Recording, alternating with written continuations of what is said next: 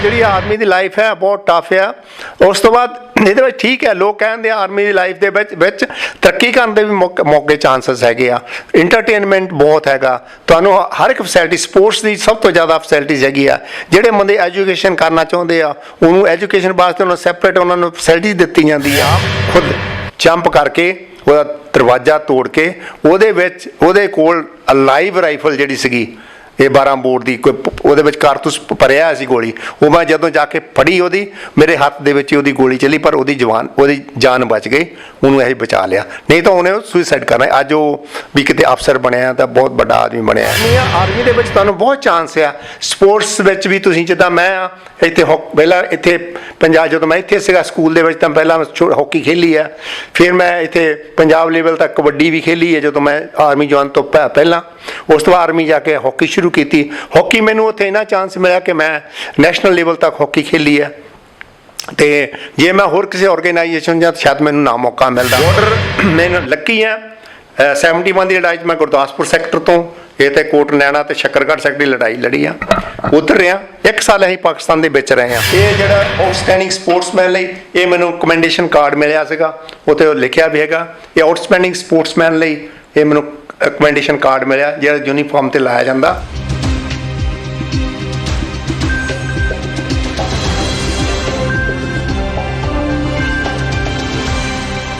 नमस्कार, मैं विवेक Agarwal today India में फिर से आपका स्वागत करता हूं। आज हम जिस व्यक्ति विशेष के बारे में आपके साथ डिस्कस करने वाले हैं, चर्चा करने वाले हैं, वो इंडियन आर्मी से बिलोंग करते हैं। और आज हम प्राउड से कह सकते हैं हमारी इंडियन आर्मी एक ऐसे सपूतों को जन्म दिया उसने, जिसने हमारे देश की रक्षा के लिए अपनी जान तक निछावर करने में कोई भी कसर नहीं छोड़ी। एक वीर नाम का शब्द, एक शब्द कहने को एक शब्द है, लेकिन एक वीर जो अपनी मातृभूमि के लिए अपनी घर बार को, अपने बच्चों को छोड़ के बॉर्डर पे लड़ता है, उसके लिए हम सब देशवासी उसको सल्यूट करते हैं। एक गाना बड़ा मशहूर है, रफ़ी साहब का था, ये देश है वीर जवानों का, अलबेलों का, मस्तानों का, इस देश का यारों क्या कहने। सो ये इतना फेमस हुआ था, दिलीप साहब ने पे ये फिल्माया गया था। और आज हमारे साथ, वो तो दिलीप कुमार हीरो थे, आज हमारे साथ रियल हीरो जो कि बॉर्डर में जाकर अपनी जान तक निछावर करने से पीछे नहीं हटते। आज हम उस व्यक्ति विशेष के बारे में बात कर रहे हैं जिन पे सारा दुनिया, सारे देशवासी, पूरा हिंदुस्तान, पूरा वर्ल्ड गर्व करता है। तो आज हम आपसे रूबरू करा रहे हैं लेफ्टिनेंट कर्नल अजीत सिंह टुट, पिंड परागपुर। स्वागत है सर आपका। थैंक यू विवेक अग्रवाल, ਤੁਸੀਂ ਸਾਡੀ ਇੰਟਰਵਿਊ ਲਿੱਤੀ ਹੈ, ਲੈਣ ਵਾਸਤੇ ਆਏ ਆ। ਅਸੀਂ ਵੀ ਤੁਹਾਡਾ ਬਹੁਤ ਬਹੁਤ ਧੰਨਵਾਦ ਕਰਦੇ ਹਾਂ। ਬਾਕੀ ਜਿਹੜਾ ਤੁਸੀਂ ਆਰਮੀ ਦੇ ਬਾਰੇ ਪੁੱਛ ਰਹੇ ਹੋ, ਆਰਮੀ ਇੱਕ ਇੱਦਾਂ ਦਾ ਆਰਗੇਨਾਈਜੇਸ਼ਨ ਹੈ ਜਿਹੜਾ ਇਨ ਸਰਵਿਸ ਹੁੰਦੇ ਹੋਏ ਵੀ ਤੁਹਾਡੀ ਇੱਜ਼ਤ ਕਰਦਾ, ਰਿਟਾਇਰਮੈਂਟ ਤੋਂ ਬਾਅਦ ਵੀ ਤੁਹਾਡੀ ਇੱਜ਼ਤ ਕਰਦਾ। ਹੁਣ ਵੀ ਅਸੀਂ ਰਿਟਾਇਰ ਹੋਏ ਹਾਂ, ਹਾਲੇ ਵੀ ਸਾਨੂੰ ਪੂਰੀ ਰਿਸਪੈਕਟ ਮਿਲਦੀ ਆ, ਸਾਨੂੰ ਉਹ ਬੁਲਾਉਂਦੇ ਆ, ਸਾਡੀ ਇੱਜ਼ਤ ਕਰਦੇ ਆ। ਸਰ ਇੱਕ ਇੰਡੀਅਨ ਆਰਮੀ ਸਾਡੇ ਸਾਰਿਆਂ ਲਈ ਇੱਕ ਪ੍ਰਾਊਡ ਦਾ ਵਿਸ਼ੇ ਹੈ, ਔਰ ਇੱਕ ਐਸਾ ਇੱਕ ਮਾਹੌਲ ਤੁਹਾਡੇ ਆਰਮੀ ਦੇ ਵਿੱਚ ਕ੍ਰੀਏਟ ਹੈ, ਡਿਸਿਪਲਿਨ ਔਰ ਫੋਕਸ, ਇਹ ਔਰ ਜਿੱਦਾਂ ਡੈਡੀਕੇਸ਼ਨ, ਇਹ ਬੜੀ ਅੱਛੀ ਹੈ। ਔਰ ਤੁਹਾਡੀ ਮੈਂ ਤਾਂ ਖੁਦ ਆਪਣੇ ਬੜਾ ਇੰਸਪਾਇਰ ਹੋਇਆ ਕਿ ਇੰਡੀਅਨ ਆਰਮੀ ਤੋਂ। ਤੇ ਸਰ ਇਹਦੇ ਬਾਰੇ ਮੈਨੂੰ ਦੱਸਿਓ ਕਿ ਕਿਸ ਤਰ੍ਹਾਂ ਤੁਸੀਂ ਬਚਪਨ ਤੋਂ ਆਪਾਂ ਸਟਾਰਟ ਕੀਤਾ ਤੇ ਕਿਸ ਤਰ੍ਹਾਂ ਜੁਆਇਨ ਕਰਨ ਦਾ ਜਜ਼ਬਾ ਤੁਹਾਡੇ ਅੰਦਰ ਆਇਆ ਤੇ ਕਦੋਂ ਜੁਆਇਨ ਕੀਤੀ? ਮੈਂ 66 ਮੈਟ੍ਰਿਕ ਕੀਤੀ ਹੈ।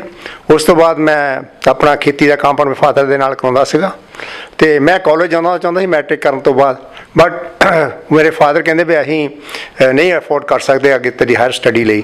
ਈਵਨ ਕਿ ਮੈਨੂੰ ਖਾਲਸਾ ਕਾਲਜ ਫ੍ਰੀ ਐਡਮਿਸ਼ਨ ਵੀ ਮਿਲ ਰਹੀ ਸੀਗੀ ਬੀਇੰਗ ਏ ਹਾਕੀ ਪਲੇਅਰ ਹੁੰਦੇ ਹੋਏ। ਫਿਰ ਮੈਂ ਆਰਮੀ ਜੁਆਇਨ ਕੀਤੀ, ਐਜ ਏ ਸਪਾਈ ਜੁਆਇਨ ਕੀਤੀ ਮੈਟ੍ਰਿਕ ਕਰਕੇ। ਉਸ ਤੋਂ ਬਾਅਦ ਮੇਰੇ ਦਿਲ ਵਿੱਚ ਸੀ ਕਿ ਮੈਂ ਕਾਲਜ ਨਹੀਂ ਗਿਆ ਤੇ ਮੈਨੂੰ ਹਰ ਉੱਤੇ ਪੜ੍ਹਾਈ ਕਰਨ ਦਾ ਮੇਰਾ ਸੀਗਾ ਦਿਲ, ਮੈਂ ਪੜ੍ਹਾਈ ਕਰਾਂ। ਦੂਸਰਾ ਜਦੋਂ ਮੈਂ ਆਪਣੇ ਸੀਨੀਅਰ ਅਫਸਰਸ ਵਗੈਰਾ ਨੂੰ ਦੇਖਦਾ ਸੀ, ਉਹਨਾਂ ਦੀ ਪਰਸਨੈਲਿਟੀ ਦੇਖਦਾ ਸੀ, ਮੈਨੂੰ ਵੀ ਸ਼ੌਕ ਹੁੰਦਾ ਸੀ ਕਿ ਮੈਂ ਵੀ ਇੱਕ ਦਿਨ ਅਫਸਰ ਬਣਾ, ਮੈਂ ਵੀ ਚੰਗੀ ਤਰੱਕੀ ਕਰਾਂ। ਚਾਹੇ ਅਸੀਂ ਛੋਟੇ ਪਿੰਡ 'ਚੋਂ ਆਏ ਹਾਂ, ਨਾਰਮਲ ਸਕੂਲ ਦੇ ਅਸੀਂ ਪੜ੍ਹ ਕੇ ਆਏ ਹਾਂ ਪੰਜਾਬੀ ਮੀਡੀਅਮ ਦੇ ਵਿੱਚ, ਅਤੇ ਉਸ ਕਰਕੇ ਫਿਰ ਮੈਂ 10 ਸਾਲ ਦੇ ਗੈਪ ਤੋਂ ਬਾਅਦ 77 'ਚ ਮੈਂ ਜਾ ਕੇ ਐਜ਼ ਏ ਪ੍ਰਾਈਵੇਟ ਕੈਂਡੀਡੇਟ ਸ਼ੁਰੂ ਕੀਤੀ ਪੜ੍ਹਾਈ, ਐਂਡ 81 'ਚ ਜਾ ਕੇ ਮੈਂ ਗ੍ਰੈਜੂਏਸ਼ਨ ਕੀਤੀ। ਸਰ ਜਿੱਦਾਂ ਤੁਸੀਂ ਦੱਸਿਆ ਕਿ 67 'ਚ ਤੁਸੀਂ ਇੰਡੀਅਨ ਆਰਮੀ ਜੁਆਇਨ ਕੀਤੀ ਔਰ 77 ਦੇ ਵਿੱਚ ਤੁਸੀਂ ਫਿਰ ਹਾਇਰ ਸਟੱਡੀਜ਼ ਕੀਤੀ। This is amazing sir. ਅੱਜ ਕੱਲ੍ਹ ਤੇ ਬੱਚੇ ਇੰਨਾ ਫੋਕਸ ਨਹੀਂ ਕਰਦੇ, ਤਾਂ ਹਾਊ ਕੈਨ ਆਪ, ਤੁਹਾਡੇ ਮਨ 'ਚ ਕਿੱਦਾਂ ਆਇਆ ਕਿ ਮੈਂ ਉਹਨੂੰ ਹੋਰ ਅੱਗੇ ਵਧਾਵਾਂ, ਆਪਣੀ ਸਟੱਡੀਜ਼ ਨੂੰ ਤੇ ਅੱਗੇ ਵਧਾਵਾਂ? ਮੈਂ ਜਦੋਂ ਦੇਖਿਆ ਸੀ ਲੋਕਾਂ ਨੂੰ, ਮੈਂ ਤੁਹਾਨੂੰ ਦੱਸਿਆ ਮੇਰਾ ਦਿਲ ਸੀਗਾ ਕਿ ਮੈਂ ਹਾਇਰ ਸਟੱਡੀ ਕਰਾਂ, ਪੜ੍ਹਾਂ ਅਤੇ ਕੋਈ ਅਫਸਰ ਬਣਾ, ਅਤੇ ਇਸ ਕਰਕੇ ਮੈਂ ਉਸ ਕਰਕੇ ਦੇਖ ਕੇ ਮੇਰੇ ਇੱਕ ਦੋ ਸੀਨੀਅਰ ਮੇਰੇ ਸੀਗੇ ਮੇਰੇ ਨਾਲ, ਉਹ ਹੀ ਪੜ੍ਹਾਈ ਕਰਦੇ ਸੀ। ਇਸ ਕਰਕੇ ਫਿਰ ਮੈਂ ਪੜ੍ਹਾਈ ਕੀਤੀ। ਪੜ੍ਹਾਈ ਕਰਨ ਤੋਂ ਬਾਅਦ ਫਿਰ ਮੈਂ ਅਫਸਰ ਵਾਸਤੇ ਅਪਲਾਈ ਕੀਤਾ, ਤੋ ਮੇਰਾ ਲੱਕ ਫੇਵਰ ਕੀਤਾ ਕੁਛ। ਐਕਚੁਅਲੀ ਕੀ ਹੈ ਕਿ ਇਹਦੇ ਵਿੱਚ ਦੋ ਚੀਜ਼ਾਂ, ਇੱਕ ਤੁਹਾਡੀ ਕਿਸਮਤ ਆ, ਇੱਕ ਤੁਹਾਡੇ ਸਭ ਤੋਂ ਪਹਿਲਾਂ ਮਿਹਨਤ ਆ। ਜੇ ਤੁਸੀਂ ਐਗਜ਼ਾਮ ਦਿਓਗੇ ਤਾਂ ਤੁਸੀਂ ਐਗਜ਼ਾਮ 'ਚ ਪਾਸ ਹੋਵੋਗੇ, ਜੇ ਤੁਸੀਂ ਐਗਜ਼ਾਮ ਹੀ ਨਹੀਂ ਕੋਈ ਦਿਓਗੇ, ਕੋਈ ਟੈਸਟ ਹੀ ਨਹੀਂ ਦਿਓਗੇ, ਤੇ ਜੇ ਤੁਹਾਡੀ ਕਿਸਮਤ 'ਚ ਲਿਖਿਆ ਕਿੱਦਾਂ ਪਾਸ ਹੋ ਜਾਓਗੇ। ਤੇ ਇਸ ਕਰਕੇ ਜਿਹੜੀ ਆਰਮੀ ਆ, ਆਰਮੀ ਦੇ ਵਿੱਚ ਤੁਹਾਨੂੰ ਬਹੁਤ ਚਾਂਸ ਆ। ਸਪੋਰਟਸ ਵਿੱਚ ਵੀ ਤੁਸੀਂ, ਜਿੱਦਾਂ ਮੈਂ ਆ ਇੱਥੇ ਪਹਿਲਾਂ ਇੱਥੇ ਪੰਜਾਬ, ਜਦੋਂ ਮੈਂ ਇੱਥੇ ਸੀਗਾ ਸਕੂਲ ਦੇ ਵਿੱਚ, ਤਾਂ ਪਹਿਲਾਂ ਹਾਕੀ ਖੇਲੀ ਆ, ਫਿਰ ਮੈਂ ਇੱਥੇ ਪੰਜਾਬ ਲੈਵਲ ਤੱਕ ਕਬੱਡੀ ਵੀ ਖੇਲੀ ਹੈ ਜਦੋਂ ਮੈਂ ਆਰਮੀ ਜੁਆਇਨ ਤੋਂ ਪਹਿਲਾਂ। ਉਸ ਤੋਂ ਬਾਅਦ ਆਰਮੀ ਜਾ ਕੇ ਹਾਕੀ ਸ਼ੁਰੂ ਕੀਤੀ। ਹਾਕੀ ਮੈਨੂੰ ਉੱਥੇ ਇੰਨਾ ਚਾਂਸ ਮਿਲਿਆ ਕਿ ਮੈਂ ਨੈਸ਼ਨਲ ਲੈਵਲ ਤੱਕ ਹਾਕੀ ਖੇਲੀ ਹੈ, ਅਤੇ ਜੇ ਮੈਂ ਹੋਰ ਕਿਸੇ ਆਰਗੇਨਾਈਜੇਸ਼ਨ ਜਾਂ ਸ਼ਾਇਦ ਮੈਨੂੰ ਨਾ ਮੌਕਾ ਮਿਲਦਾ। ਸਰ ਤੁਸੀਂ ਹੁਣ ਕਹਿ ਰਹੇ ਕਿ ਇੱਕ ਹਾਕੀ ਵੀ ਖੇਲ ਲਈ ਹੈ, ਤਾਂ ਹੋਰ ਵੀ ਗੇਮਾਂ ਜਿਹੜੀਆਂ ਤੁਸੀਂ ਉਹਨੂੰ ਪਰਸਿਊ ਕੀਤਾ ਹੋਏਗਾ ਆਪਣੀ ਲਾਈਫ ਦੇ ਵਿੱਚ, ਅਤੇ ਇੱਕ ਜਿਹੜਾ ਇੰਡੀਅਨ ਆਰਮੀ ਦਾ ਪਰਸਨ ਹੁੰਦਾ ਕਿ ਸਿਰਫ ਡਿਊਟੀ ਕਰਦਾ, ਜਾਂ ਸਪੋਰਟਸਮੈਨ ਵੀ ਇੱਕ ਅੱਛਾ ਸਪੋਰਟਸਮੈਨ ਵੀ ਬਣ ਸਕਦਾ, ਜਾਂ ਸਪੋਰਟਸਮੈਨ ਬਣਨਾ ਜ਼ਰੂਰੀ ਹੈ ਉਹਦੇ ਲਈ? ਇਸ ਤਰ੍ਹਾਂ ਹੁਣ ਤੁਹਾਨੂੰ ਕਈ ਐਗਜ਼ਾਮਪਲਸ ਮਿਲਦੀਆਂ, ਜਿੱਦਾਂ ਆਪਣਾ ਮਿਲਖਾ ਸਿੰਘ ਉਹਨਾਂ ਦੀ ਵੀ ਹੈਗੀ ਐਗਜ਼ਾਮਪਲ, ਉਹ ਵੀ ਆਰਮੀ 'ਚ ਐਜ਼ ਏ ਸਪਾਈ ਗਏ ਸੀਗੇ, ਅਤੇ ਉਹਨਾਂ ਨੇ ਵੀ ਇੰਸਪਾਇਰੇਸ਼ਨ ਲਈ। ਉਹਨਾਂ ਇੱਦਾਂ ਦੇ ਬੰਦਾ ਤੋਂ ਇੰਸਪਾਇਰੇਸ਼ਨ ਮਿਲਦੀ ਆ। ਜਿੱਦਾਂ ਹੁਣ ਅਸੀਂ ਛੋਟੇ hockey I played about 65 to 95, ਮੈਂ 30 years ਤੱਕ ਹਾਕੀ ਖੇਲੀ ਹੈ। ਉਸ ਤੋਂ ਬਾਅਦ ਫਿਰ ਬਾਕੀ ਗੇਮਾਂ ਦੇ ਵਿੱਚ ਉੱਥੇ ਆਰਮੀ ਦੇ ਵਿੱਚ ਚਾਂਸ ਹੈ, ਬਾਕਸਿੰਗ ਵੀ ਹੈ, ਬਾਸਕਟਬਾਲ ਵੀ ਹੈ, ਫੁੱਟਬਾਲ ਵੀ ਹੈ, ਰੈਸਲਿੰਗ ਹੈਗੀ, ਹਰ ਇੱਕ ਗੇਮ ਹੈ। ਮੈਂ ਜ਼ਿਆਦਾ ਜਿਹੜੇ ਪ੍ਰੈਫਰ ਹਾਕੀ ਨੂੰ ਦਿੱਤੀ। ਹਾਕੀ ਤੋਂ ਬਾਅਦ ਨੈਸ਼ਨਲ ਲੈਵਲ ਤੱਕ ਖੇਲਿਆ, ਦੈਨ ਆਈ ਬਿਕੇਮ ਏ ਅਫਸਰ ਬਣਨ ਤੋਂ ਬਾਅਦ ਅਫਸਰਸ ਦੀ ਗੇਮ ਹੈਗੀ ਬਾਸਕਟਬਾਲ, ਜਿਹੜੇ ਜਵਾਨਾਂ ਦੇ ਨਾਲ ਖੇਲਣਾ, ਮਿਲਣਾ ਜੁਲਣਾ ਰਹਿੰਦਾ। ਦੂਸਰੀ ਗੱਲ ਜਿਹੜੀ ਇਹ ਇੱਕ ਆਰਗੇਨਾਈਜੇਸ਼ਨ, ਜਿਹੜੀ ਆਰਮੀ ਇੱਦਾਂ ਦੀ ਓਨਲੀ ਆਰਗੇਨਾਈਜੇਸ਼ਨ ਹੈ ਜਿੱਥੇ ਬੰਦੇ ਦੀ ਜਾਤ ਪਾਤ ਨਹੀਂ ਪੁੱਛੀ ਜਾਂਦੀ।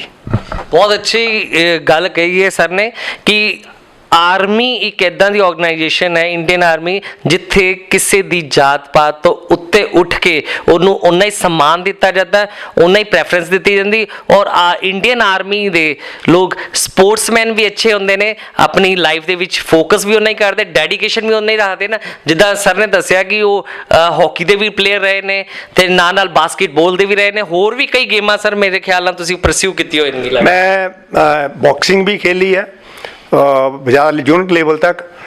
ਫੁੱਟਬਾਲ ਮੈਂ ਹਰ ਇੱਕ ਸਪੋਰਟਸ ਖੇਡਦਾ ਰਿਹਾ, ਪਰ ਉਸ ਤੋਂ ਬਾਅਦ ਜਦੋਂ ਮੇਰੇ ਰਿਟਾਇਰਮੈਂਟ ਦੇ ਟਾਈਮ ਮੈਨੂੰ ਸਪੈਸ਼ਲੀ ਮੇਰਾ ਇੱਕ ਬਹੁਤ ਸੀਗਾ, ਹੁਣ ਮੈਨੂੰ ਜ਼ਬਰਦਸਤੀ ਆ ਗੋਲਫ ਸ਼ੁਰੂ ਕਰਾਈ ਹੈ।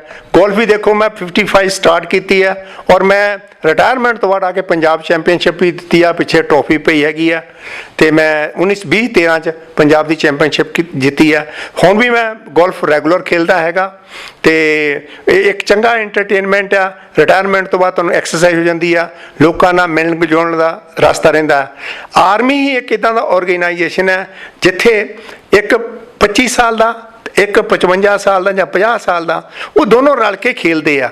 ਜਿੱਦਾਂ ਬਾਸਕਟਬਾਲ ਹੈ, ਉਹਦੇ ਵਿੱਚ ਤੁਹਾਨੂੰ ਕਿਉਂ ਆਰਮੀ ਇੱਕ ਇੱਦਾਂ ਦਾ ਆਰਗੇਨਾਈਜੇਸ਼ਨ, ਉਹਦੇ ਵਿੱਚ ਨਾ ਬੰਦਾ ਆਪਣੇ ਆਪ ਨੂੰ ਬੁੱਢਾ ਮਹਿਸੂਸ ਨਹੀਂ ਕਰਦਾ। ਸਰ ਨੇ ਦੱਸਿਆ ਕਿ ਆਰਮੀ ਇੱਦਾਂ ਦੀ ਪਲੇਟਫਾਰਮ ਹੈ ਜਿਹਦੇ 'ਚ ਆਪਣੇ ਆਪ ਨੂੰ ਯੰਗ ਮਹਿਸੂਸ ਕਰਦੇ ਆ। ਕਿੰਨੀਆਂ ਗੇਮਾਂ ਸਰ ਨੇ ਹੁਣ ਆਪਣੇ ਨਾਲ ਪਰਸਿਊ ਕੀਤੀਆਂ ਆਪਣੀ ਲਾਈਫ ਦੇ ਵਿੱਚ, ਅੱਗੇ ਕਰਦੇ ਪਏ, ਹੁਣ ਵੀ ਕਰਦੇ ਪਏ, ਇਸ ਏਜ 'ਚ ਵੀ ਕਰਦੇ ਪਏ। ਅਤੇ ਸਰ ਨੂੰ ਹੁਣ ਪੁੱਛਣਾ ਚਾਹਾਂਗੇ, ਸਰ ਇਹ ਜਿਹੜਾ ਬਚਪਨ ਤੋਂ ਤੁਹਾਨੂੰ ਇਹਦਾ ਹੈਗਾ ਸੀ ਜਜ਼ਬਾ, ਜਾਂ ਥੋੜ੍ਹਾ ਬਾਅਦ ਵਿੱਚ ਜਾ ਕੇ ਇਹਦਾ ਆਇਆ ਕਿ 67 'ਚ ਤੁਸੀਂ ਇੱਕਦਮ ਕਿੱਦਾਂ ਜੁਆਇਨ ਕੀਤੀ ਹੈ? ਨਹੀਂ, ਇਹ ਜਿਹੜਾ ਗੇਮ ਦਾ ਮੈਨੂੰ ਬਚਪਨ ਤੋਂ ਸੀ। ਸਾਡੇ ਪਿੰਡ ਨਾ ਅੱਜ ਤੋਂ ਬਹੁਤ ਹੈਗਾ ਆ 65 ਜਾਂ 64 ਉਸ ਟਾਈਮ ਸਾਡੇ ਪਿੰਡ ਪਹਿਲੀ ਵਾਰੀ ਕਬੱਡੀ ਹੋਈ ਸੀਗੀ। ਉਸ ਟਾਈਮ ਬਹੁਤ ਛੋਟੇ ਸੀ, ਉਸ ਟਾਈਮ ਕੋਈ 40 ਕਿਲੋ 35 ਕਿਲੋ ਉਹਦੇ ਵਿੱਚ ਸਾਡੇ ਪਿੰਡ ਟੂਰਨਾਮੈਂਟ ਪਹਿਲੀ ਵਾਰੀ ਕਰਾਇਆ ਸੀਗਾ। ਤੇ ਉੱਥੋਂ ਸਾਨੂੰ ਇੰਸਪਾਇਰੇਸ਼ਨ ਆਈ ਸੀ ਤੇ ਅਸੀਂ ਉਸ ਤੋਂ ਗੇਮਾਂ ਸ਼ੁਰੂ ਕੀਤੀਆਂ। ਤੇ ਸਰ ਨੇ ਕਿੰਨੇ ਅਵਾਰਡ ਜਿੱਤੇ ਗੇਮਾਂ ਦੇ ਵਿੱਚ, ਉਹ ਸਾਰੇ ਪਿੱਛੇ ਨਜ਼ਰ ਆ ਰਹੇ ਨੇ ਸਾਡੇ ਨਾਲ ਅੱਜ, ਤੇ ਅਸੀਂ ਉਹਨੂੰ ਵੀ ਤੁਹਾਡੇ ਨਾਲ ਸ਼ੇਅਰ ਕਰਾਂਗੇ, ਉਹਨਾਂ ਦੀ ਅਚੀਵਮੈਂਟਸ ਵੀ ਸ਼ੇਅਰ ਕਰਾਂਗੇ। ਤੇ ਸਰ ਨੂੰ ਪੁੱਛਣਾ ਚਾਹਾਂਗੇ ਅਸੀਂ ਥੋੜਾ ਜਿਹਾ ਕਿ ਅੱਜ ਕੱਲ ਜਿੱਦਾਂ ਮਾਹੌਲ ਲੜਾਈ ਦਾ ਬਣ ਜਾਂਦਾ ਹੈ, ਪਿੱਛੇ 1971 ਦੀ ਵਾਰ ਦੇ ਵਿੱਚ ਵੀ ਸਰ ਤੁਸੀਂ ਥੋੜਾ ਉਹਦੇ ਨੂੰ ਬੜੇ ਐਕਟਿਵ ਰਹੇ ਸੀ, ਤੇ ਉਹ 1971 ਦੇ ਵਿੱਚ ਕੀ ਹੋਇਆ ਸੀ, ਥੋੜਾ ਉਹਦਾ ਵਾਕਿਆ ਮੈਨੂੰ ਦੱਸਿਓ। ਮੈਂ ਅੱਜ ਹੈਗੀ ਹੈ 6 ਤਰੀਕ ਅੱਜ ਹੋ ਗਈ ਹੈ, ਇਹ 4 ਤਰੀਕ ਨੂੰ ਪਾਕਿਸਤਾਨ ਨੇ ਅਟੈਕ ਕੀਤਾ ਸੀ ਸਾਡੇ ਤੇ 4 ਦਸੰਬਰ ਨੂੰ 4 ਦਸੰਬਰ ਨੂੰ 에ਅਰ ਅਟੈਕ ਕੀਤਾ ਸੀ ਪਾਕਿਸਤਾਨ ਨੇ। ਉਸ ਟਾਈਮ ਮੈਂ ਆਪਣਾ ਦੀਨਾਨਗਰ ਸੀਗਾ ਗੁਰਦਾਸਪੁਰ ਦੇ ਨਾਲ ਜਦੋਂ ਅਟੈਕ ਕੀਤਾ। ਉਸ ਤੋਂ ਬਾਅਦ 7 ਤਰੀਕ ਨੂੰ ਫਿਰ ਸਾਡੀ ਆਰਮੀ ਨੇ ਅਟੈਕ ਕੀਤਾ ਤੇ ਅਸੀਂ ਉਹ ਹੈਗਾ ਆ ਜਿਹੜਾ ਸ਼ੱਕਰਗੜ੍ਹ ਸੈਕਟਰ ਆ ਉਹਦੇ ਵਿੱਚ ਰਹੇ ਆ। ਅਸੀਂ ਇੱਕ ਉਹ ਪੂਰਾ ਉਹ ਜਿਹੜਾ ਹੈਗਾ ਆ ਪਾਕਿਸਤਾਨ ਨੂੰ ਜਿੱਤ ਕੇ ਉਹਦੇ ਅੰਦਰ ਰਹੇ ਆ। 1 ਸਾਲ ਤੱਕ ਉਹ ਜਿਹੜਾ ਪਾਕਿਸਤਾਨ ਦਾ ਏਰੀਆ ਸਾਡਾ ਜਿੱਤਿਆ ਸੀ, ਅਸੀਂ ਉਹਦੇ ਵਿੱਚ ਰਹੇ ਆ। ਤੇ ਸਰ ਨੇ ਦੱਸਿਆ ਕਿ ਦੁਸ਼ਮਣਾਂ ਨਾਲ ਤੇ ਲੜਾਈ ਕੀਤੀ ਹੈ, ਇਹ ਯੰਗ ਬਲੱਡ ਲਈ ਇੱਕ ਆਦਰਸ਼ ਨੇ ਕਿ ਲੜਾਈ ਤੋਂ ਇੰਡੀਅਨ ਆਰਮੀ ਕਦੀ ਵੀ ਪਿੱਛੇ ਨਹੀਂ ਹਟਦੀ। ਸਰ ਉਹਦੇ ਕੋਈ ਇਦਾਂ ਦਾ ਵਾਕਿਆ ਦੱਸਿਓ ਜਿਹੜਾ ਉੱਤੇ ਜਿਹੜਾ ਤੁਹਾਨੂੰ ਬੇਹੱਦ ਯਾਦ ਤੁਹਾਡੇ ਕਰੀਬ ਰਿਹਾ ਹੋਵੇ, ਦਿਲ ਨੂੰ ਛੂਹਿਆ ਹੋਵੇ, ਜਾਂ ਫਿਰ ਕੋਈ ਰੋਂਗਟੇ ਖੜੇ ਕਰਨ ਵਾਲੀ ਕੋਈ ਇਦਾਂ ਦੀ ਖਬਰ, ਜਾਂ ਫਿਰ ਪਾਕਿਸਤਾਨ ਨੂੰ ਕਿੱਦਾਂ ਪਛਾੜਿਆ। ਰੋਂਗਟੇ ਖੜੇ ਕਰਨ ਵਾਲੀ ਵੀ ਇਹ ਗੱਲ ਹੈ ਕਿ ਅਸੀਂ ਨਾ ਜਦੋਂ ਮੇਰੇ ਨਾਲ ਮੈਂ ਜਨਰਲ ਸਾਹਿਬ ਦੇ ਨਾਲ ਸੀਗਾ, ਮੈਂ ਰੋਵਰ ਆਪਰੇਟਰ ਸੀ ਉਸ ਟਾਈਮ। ਅਸੀਂ ਜਿਹੜੀ ਉਹਦੇ ਰਿਵਰ ਹੈਗੀ ਆ ਰਾਵੀ, ਉਹਦੇ ਉੱਪਰ ਅਸੀਂ ਆਏ ਤਾਂ ਉਹ ਗੱਬੇ ਖਾਲੀ ਸੀਗੇ, ਉਸ ਪਾਸੇ ਬ੍ਰਿਜ ਸੀ, ਉਸ ਪਾਸੇ ਬ੍ਰਿਜ ਸੀ, ਗੱਬੇ ਰੇਤਾ ਸੀਗਾ। ਜਦੋਂ ਅਸੀਂ ਉਸ ਰੇਤੇ ਦੇ ਉੱਤੇ ਆਏ ਆ, ਉੱਥੇ ਜਨਰਲ ਸਾਹਿਬ ਵੀ ਸੀ, ਅਸੀਂ ਸਾਰੇ ਸੀਗੇ। ਉਸ ਟਾਈਮ ਉਹਨੇ 에ਅਰ ਅਟੈਕ ਕੀਤਾ, ਔਰ ਜਦੋਂ ਉਹ 에ਅਰ ਅਟੈਕ ਕੀਤਾ ਅਸੀਂ ਉੱਥੇ ਗੱਡੀਆਂ ਛੱਡ ਕੇ ਉੱਥੇ ਲੰਮੇ ਪੈ ਗਏ ਰੇਤੇ ਦੇ ਵਿੱਚ। ਤੇ ਉਹਨੇ ਸਾਡੇ ਉਹ ਜਿਹੜਾ ਹੈਗਾ ਆ ਬ੍ਰਿਜ ਜਿਹੜਾ ਉਹਨਾਂ ਨੇ ਸਾਡੇ ਤੋਪਾਂ ਥੱਲੇ ਫਾਇਰ ਖੋਲ੍ਹ ਦਿੱਤਾ। ਉਹ ਥੱਲੇ ਨਹੀਂ ਆਏ ਪਰ ਉੱਪਰੋਂ ਨਹੀਂ ਬੰਬ ਸਾਡੇ ਦੋਨੀ ਪਾਸੇ, ਉਸ ਪਾਸੇ ਵੀ ਉਸ ਪਾਸੇ ਤਕਰੀਬਨ 50 ਜਾਂ 100 ਗਜ, ਉਸ ਪਾਸੇ 100 ਗਜ ਪਰ 2 ਬੰਬ ਉਹ ਨਹੀਂ ਸਿੱਟੇ। ਉਹ ਬੰਬ ਸਿੱਟਣ ਤੋਂ ਬਾਅਦ ਕਿਉਂਕਿ ਮੇਰੇ ਕੋਲ ਵਾਇਰਲੈਸ ਸੈੱਟ ਸੀਗਾ, ਉਸੇ ਜਦੋਂ ਬਾਅਦ ਬੰਬ ਸਿੱਟ ਕੇ ਇੱਥੋਂ ਗਏ ਆ, ਜਾਂਦੇ ਉਹਨੇ ਜਾ ਕੇ ਉੱਥੇ ਅਨਾਉਂਸ ਕਰ ਦਿੱਤਾ ਕਿ ਅਸੀਂ ਇੰਡੀਆ ਦੇ ਜਿਹੜੇ ਆ ਟੈਂਕ ਉਡਾਤੇ ਆ, ਉਹਨਾਂ ਦੀ ਸਪਲਾਈ ਵੱਲ, ਜਦ ਕਿ ਕੋਈ ਨੁਕਸਾਨ ਨਹੀਂ ਸੀ ਹੋਇਆ ਉਸ ਦਾ। ਤੇ ਸਭ ਤੋਂ ਜਿਹੜਾ ਮੇਰੀ ਲਾਈਫ ਦੇ ਖਤਰਨਾਕ ਏਰੀਆ ਜੇ ਦੇਖਿਆ ਆਪਣੇ ਲੱਗਿਆ। ਬਾਕੀ ਲੜਾਈ ਤਾਂ ਮੈਂ ਪੂਰੀ ਐਕਟਿਵ ਦੇਖੀ ਆ। ਉਸ ਤੋਂ ਬਾਅਦ 71 ਲੜਾਈ ਖਤਮ ਹੋਣ ਤੋਂ ਬਾਅਦ ਮੈਨੂੰ ਮੌਕਾ ਮਿਲਿਆ, ਉਸ ਟਾਈਮ ਡਿਫੈਂਸ ਮਿਨਿਸਟਰ ਸੀਗੇ ਜਗਜੀਵਨ ਰਾਮ, ਉਹਨਾਂ ਨੂੰ ਅਸੀਂ ਪੂਰਾ ਬਾਰਡਰ ਦਿਖਾਇਆ। ਤੇ ਜਗਜੀਵਨ ਰਾਮ ਦੀ ਮੈਨੂੰ ਇੱਕ ਬੜੀ ਚੰਗੀ ਗੱਲ ਲੱਗੀ। ਉਹ ਕਹਿੰਦੇ ਸੀ ਵੀ ਜਦੋਂ 71 ਦੀ ਲੜਾਈ ਹੋਣ ਤੋਂ ਪਹਿਲਾਂ ਜਨਰਲ ਜੀਆ ਨੂੰ ਮੈਂ ਇਹ ਕਿਹਾ ਸੀ ਵੀ ਜੇ ਲੜਾਈ ਹੋਊਗੀ ਤੇ ਪਾਕਿਸਤਾਨ ਦੇ ਵਿੱਚ ਹੀ ਹੋਊਗੀ। ਉਹਨੇ ਪਾਕਿਸਤਾਨ ਦੀ ਲੜਾਈ ਤੇ ਆ ਕੇ ਉਹਨੇ ਲੈਕਚਰ ਦਿੱਤਾ, ਉਹ ਸਾਡਾ ਸੈਨਿਕ ਸੰਮੇਲਨ ਲਿਆ ਤੇ ਸਾਨੂੰ ਬਹੁਤ ਪ੍ਰਸੰਨ ਹੋਏ ਵੀ ਹਾਂ ਵੀ ਇੱਦਾਂ ਦੇ ਡਿਫੈਂਸ ਮਿਨਿਸਟਰ ਆ ਜਿਹੜੇ ਆਖਰੀ ਪੋਸਟ ਤੱਕ ਆ ਕੇ ਸਾਰੇ ਜਵਾਨਾਂ ਨੂੰ। ਉਸ ਤੋਂ ਬਾਅਦ ਫਿਲਮਾਂ ਦੇ ਵਿੱਚੋਂ ਸਿਰਫ ਇੱਕ ਸੁਨੀਲ ਦੱਤ, ਨਰਗਿਸ, ਇਹਨਾਂ ਦਾ ਨਰਗਿਸ ਦਾ ਬ੍ਰਦਰ ਸੀ ਅਨਵਰ ਹੁਸੈਨ ਭੱਲਾ, 1-2 ਹੋਰ ਲੇਡੀ ਸੀਗੀਆਂ। ਇਹ ਸਾਰੇ ਜਾ ਕੇ ਉੱਥੇ ਅਸੀਂ ਸ਼ੱਕਰਗੜ੍ਹ ਸੈਕਟਰ 'ਚ ਨੈਣਾ ਕੋਟ ਤਹਿਸੀਲ ਹੈ, ਉੱਥੇ ਇੱਕ ਸ਼ਾਮ ਨੂੰ ਇਹਨਾਂ ਨੇ ਰੰਗ ਪ੍ਰੋਗਰਾਮ ਕੀਤਾ। ਸਿਰਫ ਇੱਕੋ ਹੀ ਆਰਮੀ ਇੱਕੋ ਹੀ ਜਿਹੜਾ ਫਿਲਮ ਇੰਡਸਟਰੀ ਵਿੱਚੋਂ ਗਿਆ ਸੀ ਉਹਨਾਂ ਨੇ ਜਾ ਕੇ, ਉਹ ਵੀ ਜਦੋਂ ਉੱਥੇ ਗਏ ਆ ਉਹਨੇ ਵੀ ਬਹੁਤ ਪ੍ਰਾਊਡ ਕੀਤਾ ਕਿ ਅਸੀਂ ਆਹ ਦੇਖੋ ਪ੍ਰੋਗਰਾਮ ਆ ਕੇ ਪਾਕਿਸਤਾਨ ਦੀ ਧਰਤੀ ਤੇ ਕਰ ਰਹੇ ਹਾਂ। ਤੇ ਪ੍ਰਾਊਡ ਤੇ ਕਰਨਗੇ ਹੀ ਨਾ, ਤੁਸੀਂ ਰੀਅਲ ਹੀਰੋ ਤੇ ਤੁਸੀਂ ਹੋ ਨਾ, ਤਾਂ ਸੁਨੀਲ ਦੱਤ ਨੇ ਉਹ ਤੇ ਫਿਲਮਾਂ ਦੇ ਹੀਰੋ ਨੇ, ਤੇ ਤੁਸੀਂ ਤੇ ਬਾਰਡਰ ਦੇ ਹੀਰੋ ਹੋ, ਪੂਰੇ ਇੰਡੀਆ ਦੇ ਹੀਰੋ ਹੋ, ਔਰ ਰੀਅਲ ਹੀਰੋ ਹਕੀਕਤ ਵਿੱਚ। ਤੇ ਤੁਸੀਂ ਸਰ ਉਹ ਜਿਨ੍ਹਾਂ ਨੇ ਗੋਲੀਆਂ ਖਾਧੀਆਂ, ਬੰਬ ਦੇਖੇ, ਇੰਨੇ ਮੁਸ਼ਕਲ ਦੌਰ ਦੇਖਿਆ, ਨਵੇਂ ਜਨਮ ਹੋਏ ਸਰ। ਉਹ ਨਵੇਂ ਜਨਮ ਦਾ ਕਿਸ ਤਰ੍ਹਾਂ ਕੀ ਚੱਕਰ ਹੁੰਦਾ ਸਰ, ਜਿਸ ਤਰ੍ਹਾਂ ਬੰਦਾ ਇੱਕ ਬਾਰਡਰ ਤੇ ਜਾਂਦਾ ਕੀ ਫੀਲ ਕਰਦਾ ਉੱਥੇ? ਇਸ ਤਰ੍ਹਾਂ ਹੁੰਦਾ ਜਦੋਂ ਗੋਲੀਆਂ ਚੱਲਦੀਆਂ ਹੈਗੀਆਂ ਉਸ ਟਾਈਮ ਬੰਦੇ ਕਈ ਵਾਰ ਜਦੋਂ ਬੰਬਾਰਡਮੈਂਟ ਹੁੰਦੀ ਆ ਤੁਹਾਡੇ ਤੋਂ, ਉਹਨਾਂ ਦੀ ਗਨ ਚੱਲਦੀ ਜਾਂ ਸਾਡੀ ਗਨ ਚੱਲਦੀ, ਜਦੋਂ ਉਹਨਾਂ ਦੀ ਗਨ ਚੱਲਦੀ ਆ ਤੁਹਾਨੂੰ ਸਿਰਫ ਇੱਕ ਆਵਾਜ਼ ਸਿਰਫ ਨਾ ਪਹਿਲਾਂ ਲਾਈਟਨਿੰਗ ਮਿਲਦੀ ਆ ਵੀ ਹਾਂ ਉਹਨਾਂ ਦਾ ਗੋਲੀ ਚੱਲ ਪਿਆ, ਗੋਲਾ ਆ ਗਿਆ। ਪਰ ਗੋਲਾ ਜਿਹੜਾ ਜੇ ਤੁਹਾਡੇ ਉੱਪਰ ਦੀ ਨਿਕਲੇ ਤਾਂ ਸਾਹ ਦੀ ਆਵਾਜ਼ ਨਾਲ ਨਿਕਲ ਗਿਆ, ਅੱਗੇ ਦੂਰ ਚਲਾ ਗਿਆ। ਜੇ ਨਹੀਂ ਹੈ ਤਾਂ ਮਤਲਬ ਤੁਹਾਡੇ ਤੇ ਡਿੱਗਣ ਵਾਲਾ ਆ ਜਾਂ ਤੁਹਾਡੇ ਤੋਂ ਪਿੱਛੇ ਡਿੱਗੇਗਾ। ਸਰ ਬੜਾ ਖਤਰਨਾਕ ਉਸ ਟਾਈਮ ਮਾਹੌਲ ਹੁੰਦਾ ਹੈਗਾ, ਬਟ ਤੁਸੀਂ ਡਟੇ ਰਹਿੰਦੇ ਸੀ ਉੱਥੇ। ਇਸ ਤਰ੍ਹਾਂ ਹੁਣ ਨਾ ਜੇ ਅਸੀਂ ਕਈ ਅਸਲੀਅਤ ਗੱਲ ਹੋਣ ਦਾ ਦੱਸਦੇ, ਅਸੀਂ ਮੋਰਚਿਆਂ ਦੇ ਸੁੱਤੇ ਪਏ ਸੀ ਇੱਕਦਮ। ਸਭ ਤੋਂ ਹੋਰ ਖਤਰਨਾਕ ਵਾਲਾ ਗੱਲ ਦੱਸਦੇ ਹਾਂ, ਉਹਦੇ ਵਿੱਚ ਜਿਹੜਾ ਗੰਨੇ ਆ ਇਹਦਾ ਕੋਰੀ ਵਿਛਾ ਕੇ ਉੱਥੇ ਵਿੱਚ ਮੋਰਚਾ ਬਣਾਇਆ ਸੀ ਥੱਲੇ, ਉਹ ਤੇ ਸੁੱਤੇ ਪਏ ਸੀ। ਰਾਤ ਕੱਟ ਲਈ ਸਾਰਿਆਂ ਨੇ। ਤੇ ਸਵੇਰੇ ਸਾਨੂੰ ਇਦਾਂ ਲੱਗਾ ਵੀ ਇਹਦੇ ਵਿੱਚ ਕੋਈ ਆਵਾਜ਼ ਸੂੰ ਦੀ ਆਵਾਜ਼ ਆ ਰਹੀ ਸਰ ਦੀ। ਤੇ ਜਦੋਂ ਅਸੀਂ ਸਵੇਰੇ ਉੱਠ ਕੇ ਆਪਣੇ ਬਿਸਤਰੇ ਇਕੱਠੇ ਕੀਤੇ ਤਾਂ ਉਹਦੇ ਵਿੱਚੋਂ ਸਨੇਕ ਨਿਕਲਿਆ। ਤੇ ਤੁਸੀਂ ਦੇਖ ਲਓ ਵੀ ਬੰਦੇ ਨੂੰ ਪਤਾ ਨਹੀਂ ਹੈ ਕਿ ਲੜਾਈ ਲੱਗੀ ਆ ਤੇ ਸਨੇਕ ਥੱਲੇ ਆ, ਉਹਦੇ ਨਾਲ ਸੁੱਤੇ ਪਏ ਆ। ਤੇ ਇਸ ਤਰ੍ਹਾਂ ਦੀ ਜ਼ਿੰਦਗੀ ਹੁੰਦੀ ਆ। ਲੜਾਈ ਦੇ ਵਿੱਚ ਮੈਂ ਸਾਰੀ ਜਿਹੜੀ ਲੜਾਈ ਆ ਉਹ ਜੀਪ ਦੇ ਵਿੱਚ ਹੀ ਕੱਟੀ ਆ ਜਾਂ ਪੁੰਜੇ ਕੱਟੀ ਆ। ਦੇਖ ਲਓ ਇੰਡੀਅਨ ਆਰਮੀ, ਖਾਣਾ ਪੀਣਾ ਉੱਥੇ, ਜ਼ਮੀਨ ਜਿੱਥੇ ਜੜੀ ਮਿਲੀ ਉੱਥੇ ਹੀ ਸੋਨਾ। ਕੀ ਪਤਾ ਥੱਲੇ ਸਨੇਕ ਨਿਕਲ ਰਿਹਾ ਹੈ ਤੇ ਕੋਈ ਬਿੱਛੂ ਆ ਰਿਹਾ ਹੈ ਜਾਂ ਫਿਰ ਕਿਸੇ ਸ਼ੇਰ ਦਾ ਸਾਹਮਣਾ ਜੰਗਲਾਂ ਵਿੱਚ ਕਰਨਾ ਪੈ ਰਿਹਾ, ਝਾੜੀਆਂ ਦੇ ਵਿੱਚ ਲੁੱਕ ਕੇ ਪੂਰੀ ਰਾਤ ਗੁਜ਼ਾਰਨੀ। ਇਹ Indian army, this is the Indian army. ਸਾਡੇ ਰੀਅਲ ਜਵਾਨ, ਰੀਅਲ ਹੀਰੋ ਸਾਡੇ, ਜਿਨ੍ਹਾਂ ਨੂੰ ਅਸੀਂ ਜਿਨ੍ਹਾਂ ਤੇ ਮਾਣ ਕਰਦੇ ਹਾਂ, ਜਿਨ੍ਹਾਂ ਤੇ ਗਰਵ ਕਰਦੇ ਹਾਂ। ਸੋ ਅਸੀਂ ਪ੍ਰਾਊਡ ਨਾਲ ਕਹਿੰਦੇ ਹਾਂ ਕਿ ਸਰ ਅੱਜ ਸਾਡੇ ਨਾਲ ਨੇ, ਆਪਣੀ ਉਹ ਦੱਸਦੇ ਰਹੇ ਨੇ ਕਹਾਣੀ ਕਿ ਜੋ ਆਰਮੀ ਦੇ ਬੰਦਿਆਂ ਨਾਲ ਗੁਜ਼ਰਦੀ ਹੈ। ਸਰ ਕੁਛ ਮੈਂ ਦੇਖਣਾ ਚਾਹਾਂਗਾ ਤੁਹਾਨੂੰ ਵੀਰ ਚੱਕਰ ਵੀ ਮਿਲੇ, ਕੁਛ ਇੱਦਾਂ ਦੇ ਨਹੀਂ ਉਹ ਸਰ ਅਵਾਰਡ ਬੜੇ ਸਰ ਮਿਲੇ ਸੀ ਮੈਨੂੰ ਉਹ ਤੋਂ। ਇਹ ਜਿਹੜਾ ਹੈਗਾ 71 ਦਾ ਸਟਾਰ ਹੈ, ਜਿਹਨਾਂ ਨੇ ਐਕਟਿਵ ਪਾਰਟੀਸਪੇਟ ਕੀਤਾ ਲੜਾਈ ਦੇ ਵਿੱਚ। ਬਾਕੀ ਜਿਹਨੇ ਸਿਰਫ ਆਰਮੀ 'ਚ ਜਿਹੜੇ ਜੁਆਇਨ ਸੀ ਆਰਮੀ ਦੇ ਵਿੱਚ ਸੀਗੇ ਉਹਨਾਂ ਨੂੰ ਮਿਲਿਆ। ਬਾਕੀ JNK ਹੋਰ ਜਿਹੜੀਆਂ ਜਗ੍ਹਾ ਡਿਫਰੈਂਟ ਜਗ੍ਹਾ 'ਤੇ ਕੀਤਾ। ਲੜਾਈ ਦਾ ਸਿਰਫ ਇੱਕੋ ਹੀ ਮੈਡਲ ਹੈ ਮੇਰੇ ਕੋਲ। ਉਸ ਤੋਂ ਬਾਅਦ ਇਹ ਜਿਹੜਾ ਆਊਟਸਟੈਂਡਿੰਗ ਸਪੋਰਟਸਮੈਨ ਲਈ ਇਹ ਮੈਨੂੰ ਕਮੈਂਡੇਸ਼ਨ ਕਾਰਡ ਮਿਲਿਆ ਸੀਗਾ, ਉੱਥੇ ਲਿਖਿਆ ਵੀ ਹੈਗਾ ਇਹ ਆਊਟਸਟੈਂਡਿੰਗ ਸਪੋਰਟਸਮੈਨ ਲਈ ਇਹ ਮੈਨੂੰ ਕਮੈਂਡੇਸ਼ਨ ਕਾਰਡ ਮਿਲਿਆ ਜਿਹੜਾ ਯੂਨੀਫਾਰਮ ਤੇ ਲਾਇਆ ਜਾਂਦਾ। ਬਾਕੀ ਤੁਹਾਨੂੰ ਦੱਸਦਾ ਜਿਹੜੀ ਗੱਲ ਹੈਗੀ ਬਾਰਡਰ ਦੀ, ਬਾਰਡਰ ਮੈਨੂੰ ਲੱਕੀ ਆ 71 ਦੀ ਲੜਾਈ 'ਚ ਮੈਂ ਗੁਰਦਾਸਪੁਰ ਸੈਕਟਰ ਤੋਂ ਇਹ ਤੇ ਕੋਟ ਨੈਣਾ ਤੇ ਸ਼ੱਕਰਗੜ੍ਹ ਸੈਕਟਰ ਦੀ ਲੜਾਈ ਲੜੀ ਆ। ਉੱਧਰ ਰਿਹਾ 1 ਸਾਲ ਅਸੀਂ ਪਾਕਿਸਤਾਨ ਦੇ ਵਿੱਚ ਰਹੇ ਹਾਂ, ਜਿਹੜਾ ਆਕੂਪਾਈ ਏਰੀਆ ਸੀ ਉਹਦੇ ਵਿੱਚ ਰਹੇ ਅਸੀਂ। ਉਸ ਤੋਂ ਬਾਅਦ ਫਿਰ ਮੇਰੀ ਪੋਸਟਿੰਗ ਹੋਈ JNK ਦੀ। JNK 'ਚ ਮੈਂ ਉੜੀ ਸੈਕਟਰ 'ਚ ਰਿਹਾ, ਜਿੱਥੇ ਤੁਹਾਨੂੰ ਦੱਸਿਆ ਪਿੱਛੇ ਥੋੜ੍ਹਾ ਉਹ ਸਾਡੇ ਆਰਮੀ ਵਾਲਿਆਂ ਦੇ ਵਿਚਾਰੇ ਸ਼ਹੀਦ ਵੀ ਹੋਏ ਆ ਬਹੁਤ ਉੱਥੇ ਪਿੱਛੇ ਸੁਣਨ ਨੂੰ ਮਿਲਿਆ ਸੀ। ਹਾਂਜੀ। ਤੇ ਉੱਥੇ ਉਸ ਏਰੀਏ 'ਚ ਮੈਂ ਰਿਹਾ। ਉਹ ਪੂਰਾ ਬਾਰਡਰ ਜਿਹੜਾ ਮੈਂ ਆਪਣੇ ਤੁਰ ਕੇ ਪੂਰਾ ਕੀਤਾ ਹੈਗਾ ਬਾਰਡਰ, ਪਾਕਿਸਤਾਨ ਦਾ ਬਾਰਡਰ। ਹੁਣ ਤਾਂ ਜਿਸ ਟਾਈਮ ਐਸੀ ਸੀ ਉਸ ਟਾਈਮ ਉੜੀ, ਹੁਣ ਤਾਂ ਕੋਈ ਸਮਝੌਤਾ ਬ੍ਰਿਜ ਬਣ ਗਿਆ ਉਹਦੇ ਉੱਪਰ ਦੀ ਬਣਿਆ, ਮੈਂ ਦੇਖਿਆ ਹੈਗਾ। ਤੇ ਇੰਡੀਆ ਪਾਕਿਸਤਾਨ ਨੂੰ ਕਰਨ ਵਾਸਤੇ ਜਿਸ ਟਾਈਮ ਉਹ ਵਿਚਕਾਰ ਬਣ ਗਿਆ ਪੁਲ ਨਹੀਂ, ਹਾਂ ਉਹ ਪੁਲ ਜਿਹੜਾ ਵਿਚਕਾਰ ਬਣਿਆ ਹੈ ਉੜੀ। ਪਹਿਲਾਂ ਸਾਡੇ ਟਾਈਮ ਕੀ ਸੀ, ਉਸ ਟਾਈਮ ਇੱਕ ਲੱਕੜੀ ਰੱਖੇ ਉੱਦਾਂ ਹੀ ਪੁਲ ਬਣਿਆ ਸੀ ਉੱਤੇ, ਜਿਸ ਤੇ ਮੈਂ ਸੀ ਉੱਤੇ। ਉਸ ਤੋਂ ਬਾਅਦ ਹੁਣ ਤਾਂ ਉਹ ਜਾਣ ਵਾਸਤੇ ਰਸਤਾ ਬਣ ਗਿਆ ਹੈਗਾ, ਪੂਰਾ ਪ੍ਰੋਪਰ ਪੁਲ ਬਣਿਆ ਹੈਗਾ। ਉਸ ਤੋਂ ਬਾਅਦ ਇਹ 2 ਜਗ੍ਹਾ ਪਾਕਿਸਤਾਨ ਦੇਖ ਲਿਆ ਮੈਂ। ਤੀਸਰਾ ਪਾਕਿਸਤਾਨ ਮੈਂ ਦੇਖਿਆ ਹੈਗਾ ਜੈਸਲਮੇਰ ਤੋਂ, ਉਹ ਇੱਥੋਂ ਰਾਜਸਥਾਨ 'ਚੋਂ। ਉਹ ਵੀ ਪੂਰਾ ਜਿਹੜਾ ਹੈਗਾ ਤਨੋਟ, ਜਿਹੜਾ ਜਿੱਥੇ ਬਾਰਡਰ ਪਿਕਚਰ ਬਣੀ ਹੈ ਉਹ ਬਾਰਡਰ ਦੀ ਪਿਕਚਰ ਦੇਖੀ ਹੈ। ਹਾਂ ਸਰ, ਉਹ ਬਾਰਡਰ 'ਚ ਜਿਹੜਾ ਦਿਖਾਇਆ ਗਿਆ ਸਕਰੀਨ ਪਲੇਸ ਜਿੱਦਾਂ ਬੈਕਗਰਾਉਂਡਸ ਵਗੈਰਾ ਸਾਰੀ ਉੱਥੇ ਦੀ ਬਣੀ ਹੋਈ ਹੈ। ਸਾਰੀ ਉੱਥੇ ਦੀ ਬਣੀ ਹੋਈ। ਤੇ ਉੱਥੇ ਜਿਹੜੀ ਆ ਤਨੋਟ, ਜਿਹੜਾ ਜਿੱਥੇ ਉਹ ਮੰਦਿਰ ਵੀ ਹੈਗਾ ਆ, ਸਾਰਾ ਕੁਝ ਆ। ਉਹ 3 ਜਗ੍ਹਾ ਉਹ ਵੀ ਉੱਥੇ ਮੈਨੂੰ ਨੌਕਰੀ ਕਰਨ ਦਾ ਮੌਕਾ ਮਿਲਿਆ। ਉਹ ਪੂਰਾ ਮੈਂ ਤੁਰ ਕੇ ਸਾਰਾ ਉਹ ਪੂਰਾ ਬਾਰਡਰ ਘੁੰਮਿਆ। ਸਰ ਇੱਕ ਹੋਰ ਤੁਸੀਂ ਮੇਰੇ ਨਾਲ ਸ਼ੇਅਰ ਕੀਤੀ ਸੀ ਗੱਲ ਕਿ ਇਹਨਾਂ ਦੇ ਦੌਰਾਨ ਸਰਵਿਸ ਦੇ ਦੌਰਾਨ ਤੁਹਾਨੂੰ ਉੱਪਰ ਜਾਣ ਦਾ, ਪਹਾੜੀਆਂ ਤੇ ਚੜ੍ਹਨ ਦਾ ਬੜਾ ਮੌਕਾ ਮਿਲਿਆ। ਰਸਤੇ ਵੀ ਛੋਟੇ ਹੁੰਦੇ ਸੀ ਤੇ ਤੁਸੀਂ ਪਿਸਤੌਲਾਂ ਇੰਨੀਆਂ ਟੰਗੀਆਂ ਹੁੰਦੀਆਂ ਸੀ, ਤੇ ਉਹ ਕੀ ਸੀ ਮੈਨੂੰ ਥੋੜਾ ਉਹ ਬਾਤ ਇਸ ਤਰ੍ਹਾਂ ਸੀ। ਆਰਮੀ ਦੇ ਵਿੱਚ ਜਦੋਂ ਮੈਂ ਸਿਪਾਹੀ ਸੀਗਾ ਤੇ ਮੈਂ ਰੋਵਰ ਆਪਰੇਟਰ ਸੀ, ਤੇ ਜਦੋਂ ਅਸੀਂ ਕਸ਼ਮੀਰ ਦੇ ਵਿੱਚ ਸੀਗੇ ਉਸ ਟਾਈਮ ਤੁਹਾਨੂੰ ਜਿਹੜਾ ਬਾਰਲ ਸੈੱਟ ਤੁਹਾਡੇ ਮੋਢੇ ਤੇ ਰੱਖਣਾ ਪੈਂਦਾ ਸੀ, ਬੰਨਣਾ ਪੈਂਦਾ ਸੀ, ਨਾਲ ਤੁਹਾਡੇ ਕੋਲ ਆਰਮਸ ਐਮੂਨੀਸ਼ਨ ਵੀ ਹੁੰਦਾ ਸੀਗਾ। ਤੇ ਜਿਹੜਾ ਤੁਹਾਡੇ ਹੈਗੇ ਆ ਸੀਨੀਅਰ ਹੈਗਾ ਜਿੱਦਾਂ ਬ੍ਰਿਗੇਡੀਅਰ ਸਾਹਿਬ ਆ, ਉਹ ਤੁਹਾਡੇ ਅੱਗੇ ਚੱਲਦੇ ਆ। ਤੁਹਾਨੂੰ ਉਹਨਾਂ ਕੋਲ ਸਿਰਫ ਆਪਣਾ ਡੰਡਾ ਹੀ ਹੁੰਦਾ ਤੇ ਆਪਣੇ ਉਹਨਾਂ ਹੈਲਪ ਲਈ ਜਾਣਾ ਹੁੰਦਾ। ਉਹਨਾਂ ਦੀ ਉਹਨਾਂ ਗਾਰਡ ਵੀ ਤੁਹਾਨੂੰ ਉਹਨਾਂ ਸਿਕਿਉਰਿਟੀ ਵੀ ਦੇਣੀ ਆ, ਪਲੱਸ ਤੁਹਾਨੂੰ ਜਿਹੜਾ ਉਹ ਚੜ੍ਹਨਾ ਪੈਂਦਾ। ਉਹ ਪਹਾੜੀਆਂ ਇੰਨੀਆਂ ਉੱਚੀਆਂ ਜਿੱਦਾਂ ਲੱਗਦਾ ਜਿੱਦਾਂ ਅਸਮਾਨ। ਜਦੋਂ ਇੱਕ ਪਹਾੜੀ ਤੇ ਬੰਦਾ ਚੜ੍ਹਦਾ, ਬੰਦਾ ਕਹਿੰਦਾ ਵੀ ਇਸ ਪਹਾੜੀ ਚੜ੍ਹ ਕੇ ਸ਼ਾਇਦ ਮੈਨੂੰ ਪਹਾੜੀ ਦੇ ਟੌਪ ਤੇ ਚੱਲ ਜਾਊਂਗਾ।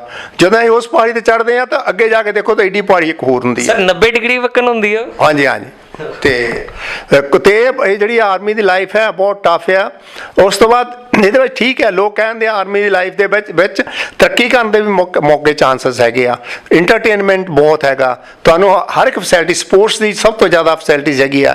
ਜਿਹੜੇ ਬੰਦੇ ਐਜੂਕੇਸ਼ਨ ਕਰਨਾ ਚਾਹੁੰਦੇ ਆ ਉਹਨੂੰ ਐਜੂਕੇਸ਼ਨ ਵਾਸਤੇ ਉਹਨਾਂ ਸੈਪਰੇਟ ਉਹਨਾਂ ਨੂੰ ਫੈਸਿਲਿਟੀ ਦਿੱਤੀ ਜਾਂਦੀ ਹੈ। ਈਵਨ ਕਮਰੇ ਅਲੱਗ ਦਿੱਤੇ ਜਾਂਦੇ ਆ, ਉਹਨਾਂ ਨੂੰ ਸਪੈਸ਼ਲ ਲੀਵ ਵੀ ਦਿੱਤੀ ਜਾਂਦੀ ਜੇ ਕੋਈ ਆਪਣਾ ਐਜੂਕੇਸ਼ਨ ਕਰਨਾ ਚਾਹੁੰਦਾ ਹੈਗਾ। ਤੇ ਸਪੋਰਟਸ ਦੇ ਵਿੱਚ ਉਹਨਾਂ ਨੂੰ ਪ੍ਰਮੋਸ਼ਨ ਵੀ ਆਊਟ ਆਫ ਟਰਨ ਮਿਲਦਾ ਹੈਗਾ। ਮੈਂ ਹੁਣ ਤਾਂ ਬਹੁਤ ਪ੍ਰਮੋਸ਼ਨ ਮਿਲ ਰਹੀ ਆ। ਪਰ ਮੈਂ ਜਿਸ ਟਾਈਮ ਕਿ ਮੈਂ ਇਹ ਹੈਗੀ 70 ਦੀ ਗੱਲ ਹੈ, ਅਸੀਂ ਇੱਕ ਡਿਬ ਦੇ ਵਿੱਚ ਟੂਰਨਾਮੈਂਟ ਜਿੱਤੇ ਸੀ। ਉਸ ਟਾਈਮ ਜਿਹੜਾ ਆਰਮੀ ਦਾ ਸਭ ਤੋਂ ਛੋਟਾ ਰੈਂਕ ਆ, ਪਹਿਲਾ ਰੈਂਕ ਆ, ਉਹਨੂੰ ਕਹਿੰਦੇ ਆ ਲਾਸਨੈਕ। ਤੇ ਮੈਂ ਸਿਪਾਹੀ ਤੋਂ ਉਸ ਟਾਈਮ ਅਸੀਂ ਮੈਚ ਜਿੱਤੇ ਆ ਡਿਬ, ਤੇ ਮੈਨੂੰ ਲਾਸਨੈਕ ਬਣਾਇਆ ਗਿਆ ਸੀ ਉਸ ਟਾਈਮ। ਸਰ ਬਹੁਤ ਅੱਛਾ ਲੱਗਾ ਸਰ ਤੁਹਾਡੇ ਨਾਲ ਗੱਲ ਕਰਕੇ ਤੇ ਆਰਮੀ ਦੀਆਂ ਗੱਲਾਂ ਸੁਣ ਕੇ ਤੁਹਾਡੀ ਸਰਵਿਸਿਜ਼ ਦੀ ਗੱਲਾਂ ਸੁਣ ਕੇ ਵੀਰਤਾ ਦੀਆਂ ਸ਼ੌਰਯ ਦੀ ਗੱਲਾਂ ਸੁਣ ਕੇ ਬਹੁਤ ਹੀ ਅੱਛਾ ਲੱਗ ਰਿਹਾ ਸਰ। ਮੈਨੂੰ ਸਰ ਥੋੜਾ ਆਪਣੀ ਫੈਮਿਲੀ ਦੇ ਬਾਰੇ ਦੱਸਿਓ, ਕਿੱਦਾਂ ਫੈਮਿਲੀ ਨੇ ਸਫ਼ਰ ਕੀਤਾ ਐਡੇ ਸਰਵਿਸ ਦੇ ਦੌਰਾਨ, ਕਿੱਦਾਂ ਕਿੱਦਾਂ ਤੁਸੀਂ ਚੇਂਜ ਕੀਤਾ, what is the experience with this sir? ਮੇਰੀ ਜਿਹੜੀ ਫੈਮਿਲੀ ਹੈ ਇਸ ਤਰ੍ਹਾਂ ਹੈ ਕਿ ਅਸੀਂ ਐਜ ਅ ਸਪਾਈ ਜਦੋਂ ਮੈਂ ਜੁਆਇਨ ਕੀਤੀ ਹੈ, ਮੈਂ ਆਪਣੀ ਵਾਈਫ ਨੂੰ ਬੱਚਿਆਂ ਨੂੰ ਨਾਲ ਨਹੀਂ ਰੱਖਿਆ ਕਦੀ ਵੀ, ਕਿਉਂਕਿ ਸਾਡੀ ਕੰਪਲਸ਼ਨ ਸੀ, ਘਰ ਦੀ ਸਾਡੀ ਬੈਕਗਰਾਉਂਡ ਜਿਹੜੀ ਇੰਨੀ ਚੰਗੀ ਨਹੀਂ ਸੀ ਹੈ, ਤੇ ਜੇ ਫੈਮਿਲੀ ਨੂੰ ਤੁਸੀਂ ਨਾਲ ਰੱਖਦੇ ਹੋ ਤੁਹਾਡੇ ਪੈਸਾ ਨਹੀਂ ਬਚਾ ਸਕਦੇ।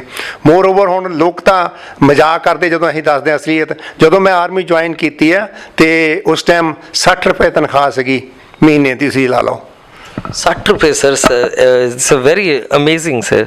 ਸੋ ਹਾਊ ਕੈਨ ਯੂ ਮੈਨੇਜ?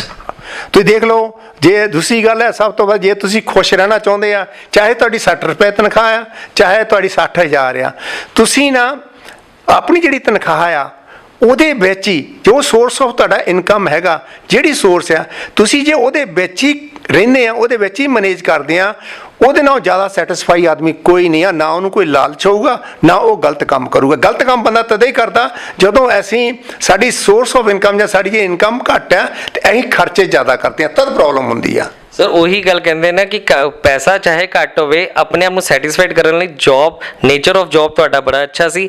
ਔਰ ਵੈਸੇ ਵੀ ਨਾਰਮਲੀ ਬੰਦਾ ਜਿਹੜਾ ਅੱਛੀ ਤਰ੍ਹਾਂ ਆਪਣੀ ਇਮਾਨਦਾਰੀ ਨਾਲ ਵਰਕ ਕਰਦਾ, ਆਪਣੇ ਜ਼ਰੂਰਤਾਂ ਨੂੰ ਸਮਝਦਾ, ਜਿੰਨਾ ਉਨਾ ਹੀ ਖਰਚਾ ਕਰਦਾ, ਤਾਂ ਮੇਰੇ ਖਿਆਲ ਨਾਲ ਸੁਖੀ ਹਮੇਸ਼ਾ ਹੀ ਰਹਿੰਦਾ ਹੈ। ਹਾਂਜੀ, ਹੁਣ ਤੁਸੀਂ ਮੈਂ ਆਪ ਤੁਹਾਡੇ ਸਾਹਮਣੇ ਜਿੰਦੀ ਸਭ ਐਗਜ਼ਾਮਪਲ ਹੈਗੀ ਆ ਆਪਣੀ ਲਾਈਫ ਦੇ ਵਿੱਚ। ਕਦੀ ਵੀ ਹੁਣ ਮੇਰੇ ਬ੍ਰਦਰ ਹੈਗੇ ਆ, ਟੁੱਟ ਬ੍ਰਦਰ ਜਿਹੜੇ ਹੈਗੇ ਆ, ਇਹਨਾਂ ਕੋਲ ਬਹੁਤ ਪੈਸਾ ਆ, ਸਾਰਾ ਕੁਛ ਆ। ਮੈਂ ਕਦੀ ਵੀ ਕੋਈ ਮੈਨੂੰ ਬੁਲਾਉਂਦਾ ਆ, ਕੋਈ ਵੀ, ਮੈਂ ਆਪਣੀ ਲਾਈਫ ਦੇ ਵਿੱਚ ਕਿਸੇ ਦੀ ਚੰਗੀ ਚੀਜ਼ ਦੇਖ ਕੇ ਕਦੀ ਵੀ ਲਲਚਾਇਆ ਨਹੀਂਗਾ। ਜੇ ਕੋਈ ਕਿਸੇ ਦੇ ਕੋਈ ਹੈ, ਸਭ ਕੁਛ ਹੈ, ਹਾਂ ਹੁਣ ਵੀ ਮੇਰੇ ਕੋਲ ਹੈ, ਜੋ ਕੁਛ ਹੈ ਪਰਮਾਤਮਾ ਨੇ ਇੰਨਾ ਦਿੱਤਾ ਕਿ ਜਿਹੜਾ ਅਸੀਂ ਕਦੀ ਸੋਚ ਵੀ ਨਹੀਂ ਸਕਦੇ। ਜਿਸ ਫੈਮਿਲੀ ਤੋਂ ਅਸੀਂ ਨਿਕਲੇ ਆ, ਜੇ ਛੋਟੀ ਪਰਿਵਾਰ ਤੋਂ ਤੁਰੇ ਆ, ਇੱਕ ਛੋਟੇ ਕਿਸਾਨ ਦੇ ਬੱਚੇ ਹੋ ਕੇ ਐਜ਼ ਏ ਕਰਨਲ ਮੈਂ ਰਿਟਾਇਰ ਹੋਇਆ ਔਰ ਚੰਗੇ ਘਰ 'ਚ ਰਹਿ ਰਹੇ ਹਾਂ, ਚੰਗੀ ਸਾਨੂੰ ਫੈਸਿਲਿਟੀਜ਼ ਹੈ। ਇੰਨੀਆਂ ਚੀਜ਼ਾਂ ਦੇਖੀਆਂ ਕਿ ਜਿਹੜੀ ਲਾਈਫ ਦੇ ਵਿੱਚ ਕਦੀ ਅਸੀਂ ਸੁਪਨੇ 'ਚ ਵੀ ਨਹੀਂ ਸੋਚਿਆ, ਉਹ ਵੀ ਚੀਜ਼ਾਂ ਨੂੰ ਦੇਖਣ ਵਾਸਤੇ ਮਿਲੀਆਂ। ਅਸੀਂ ਉਸ ਪਰਮਾਤਮਾ ਦਾ ਬਹੁਤ ਸ਼ੁਕਰਗੁਜ਼ਾਰ ਕਰਦੇ ਹਾਂ। ਦੂਜਾ, ਮੈਂ ਜੋ ਕੁਛ ਵੀ ਆਪਣੀ ਲਾਈਫ ਦੇ ਵਿੱਚ ਅੱਜ ਹਾਂ, ਜੋ ਵੀ ਮੈਂ ਬਣਿਆ, ਜੋ ਕੁਛ ਵੀ ਲਿਆ, ਮੇਰਾ ਘਰ ਆ, ਜੇ ਮੈਂ ਆਪਣੇ ਬੱਚਿਆਂ ਨੂੰ ਐਜੂਕੇਸ਼ਨ ਦਿੱਤੀ ਆ, ਜਾਂ ਹੁਣ ਮੇਰੇ ਬੱਚੇ ਵੈਲ ਸੈਟਲਡ ਆ, ਬਾਹਰ ਗਏ ਆ, ਉਹਨਾਂ ਨੂੰ ਇੰਜੀਨੀਅਰਿੰਗ ਕਰਾਈ ਆ, MBA ਕਰਾਈ ਆ, ਸਭ ਕੁਛ ਉਹ ਸਿਰਫ ਮੈਨੂੰ ਜੋ ਕੁਛ ਵੀ ਮਿਲਿਆ ਉਹ ਆਰਮੀ ਤੋਂ ਹੀ ਮਿਲਿਆ। ਜਿਹੜੀ ਆਰਮੀ ਦੀ ਮੇਰੀ ਪੈਨਸ਼ਨ ਜਾਂ ਤਨਖਾਹ ਸੀ, ਉਹ 'ਚੋਂ ਹੀ ਮੈਂ ਸਾਰਾ ਕੁਛ ਕੰਮ ਕੀਤਾ। ਜਿੱਦਾਂ ਅਜੀਤ ਸਿੰਘ ਟੁੱਟ ਇਹਨਾਂ ਦਾ ਨਾਮ ਹੈ, ਤੇ ਟੁੱਟ ਬ੍ਰਦਰਸ ਦਾ ਨਾਮ ਪਰਾਗਪੁਰ ਪੂਰੇ ਜਲੰਧਰ ਸ਼ਹਿਰ 'ਚ ਪੂਰੇ ਵਰਲਡ ਵਿੱਚ ਫੇਮਸ ਹੈ। ਇਹ ਟੁੱਟ ਬ੍ਰਦਰਸ ਲੋਕਾਂ ਦੀ ਸੇਵਾ ਕਰਨ ਤੋਂ ਕਦੀ ਵੀ ਪਿੱਛੇ ਨਹੀਂ ਹਟਦੇ, ਔਰ ਅੱਜ ਵੀ ਕਿਸਾਨਾਂ ਲਈ ਜਿਹੜੇ ਮੁੱਦੇ ਨੇ, ਉਹ ਕਿਸਾਨ ਆਪਣੇ ਪ੍ਰੋਟੈਸਟ ਕਰਦੇ, ਉੱਤੇ ਵੀ ਅੱਜ ਟੁੱਟ ਬ੍ਰਦਰਸ ਉਹਨਾਂ ਨਾਲ ਖੜੇ ਨੇ, ਤੇ ਸਰ ਵੀ ਖੜੇ ਨੇ। ਤੇ ਸਰ ਮੈਨੂੰ ਥੋੜਾ ਦੱਸਿਓ ਕਿ ਜਿੱਦਾਂ ਤੁਹਾਡੇ ਬੱਚੇ ਬਾਹਰ ਨੇ, ਵੈਲ ਸੈਟਲ ਨੇ, ਤੇ ਤੁਹਾਡੀ ਮਿਸਿਸ ਦੇ ਬਾਰੇ ਥੋੜਾ ਦੱਸਿਓ, ਉਹਨਾਂ ਦਾ ਕੀ ਨਾਮ ਹੈ ਮਿਸਿਸ ਦਾ? ਮੈਂ ਮਿਸਿਸ ਦਾ ਨਾਮ ਹੈਗਾ ਜਸਵਿੰਦਰ ਕੌਰ, ਔਰ she is very nice lady, ਔਰ ਉਹ ਐਜੂਕੇਟਡ ਨਹੀਂ ਹੈ, ਬਟ ਮੇਰੀ ਉਹ ਲਾਈਫ ਦੇ ਵਿੱਚ ਉਹਨਾਂ ਨੇ ਮੈਨੂੰ ਇੰਨਾ ਸਾਥ ਦਿੱਤਾ ਕਿ ਮੈਂ ਕਹਿ ਨਹੀਂ ਸਕਦਾ। ਔਰ ਤੁਸੀਂ ਜੇ ਉਹਨਾਂ ਨਾਲ ਗੱਲਬਾਤ ਕਰੋਗੇ, ਤੁਸੀਂ ਕਹੋਗੇ ਤਾਂ ਬਹੁਤ ਪੜ੍ਹੇ ਲਿਖੇ ਹੈ, ਔਰ ਇਹਨਾਂ ਨੂੰ ਬਹੁਤ ਸੂਝ ਆ, ਬਹੁਤ ਧਿਆਨ ਨਾਲ ਗੱਲ ਕਰਦੇ ਆ।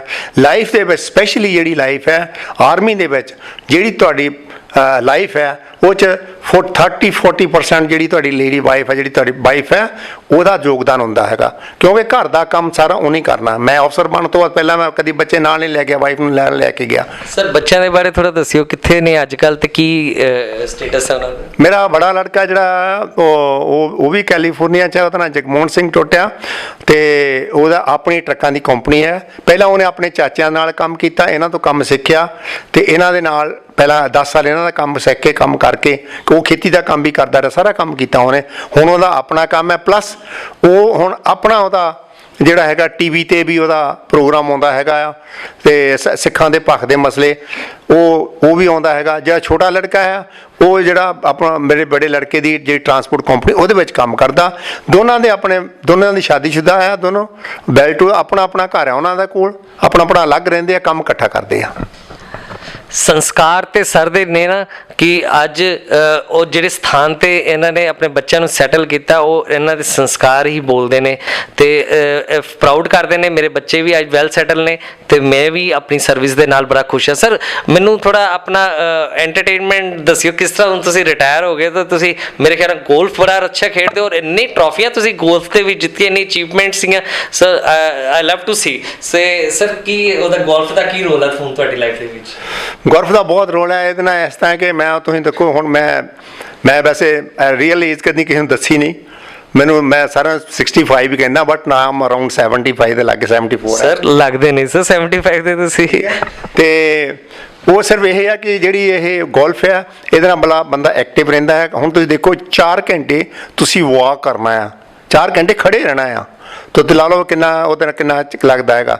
ਦੂਸਰਾ ਐਂਟਰਟੇਨਮੈਂਟ ਵਾਸਤੇ ਮੈਂ ਜਿਹੜੇ ਮੇਰੇ ਫਰੈਂਡਸ ਆ, ਮੈਂ ਜੋਕ ਵਗੈਰਾ ਮੈਂ ਬਹੁਤ ਸੁਣਾਉਂਦਾ ਹੈਗਾ ਅਤੇ ਮੈਂ ਖੁਸ਼ ਰਹਿੰਦਾ। ਮੈਂ ਘਰ ਵੀ ਜਾਂਦਾ ਵਾਈਫ ਨਾਲ ਵੀ ਜੋਕ ਸੁਣਾਉਣਾ, ਬੇਸ਼ੱਕ ਮੇਰੇ ਨਾਲ ਕੋਈ ਨਾਰਾਜ਼ ਹੋ ਜਾਏ ਅਤੇ ਮੈਂ ਹੱਸ ਕੇ ਰਹਿੰਦਾ, ਖੁਸ਼ ਰਹਿੰਦਾ ਹਮੇਸ਼ਾ। ਔਰ ਮੇਰੀ ਲਾਈਫ ਦਾ ਇੱਕੋ ਹੀ ਹੈ, ਹਰ ਇੱਕ ਰਿਲੀਜੀਅਸ ਜਿਹੜਾ ਉਹਨੂੰ ਰਿਸਪੈਕਟ ਕਰੋ। ਰਿਲੀਜਨ ਕੋਈ ਵੀ ਮਾੜਾ ਨਹੀਂਗਾ, ਸਾਰੇ ਚੰਗੇ ਆ। ਆਪਣੇ ਰਿਲੀਜਨ ਦੇ ਵਿੱਚ ਤੁਸੀਂ ਰਹੋ, ਦੂਜਿਆਂ ਨੂੰ ਰਹਿਣ ਦਿਓ, ਖੁਸ਼ ਰਹੋ, ਆਪ ਵੀ ਰਹੋ, ਦੂਜਿਆਂ ਨੂੰ ਵੀ ਖੁਸ਼ ਰਹਿਣ ਦਿਓ। ਬਾਕੀ ਲਾਈਫ ਦੀ ਅਚੀਵਮੈਂਟ ਦੇ ਬਾਰੇ ਮੈਂ ਦੱਸਿਆ ਹੈਗਾ। ਆਰਮੀ ਦੇ ਵਿੱਚ ਮੈਂ ਐਗਜ਼ਾਮਪਲ ਕਈ ਜਗ੍ਹਾ ਐਗਜ਼ਾਮਪਲ ਸੈੱਟ ਕੀਤੀਆਂ ਲਾਈਫ ਦੇ ਵਿੱਚ। ਆਪਣੇ ਹੱਥ ਵਿੱਚ ਇੱਕ ਜਗ੍ਹਾ ਬੰਦਾ ਮੇਰੇ ਸਾਹਮਣੇ ਇੱਕ ਮੁੰਡਾ, ਸਾਡੇ ਅਫਸਰ ਦਾ ਮੁੰਡਾ ਸ਼ੂਟ ਕਰਨ ਲੱਗਾ ਸੀ ਆਪਣੇ ਆਪ ਨੂੰ, ਅਤੇ ਐਸੀ ਜਿਹੜਾ ਕਮਾਂਡੋ ਉਹ 'ਤੇ ਐਕਸ਼ਨ ਕੀਤਾ।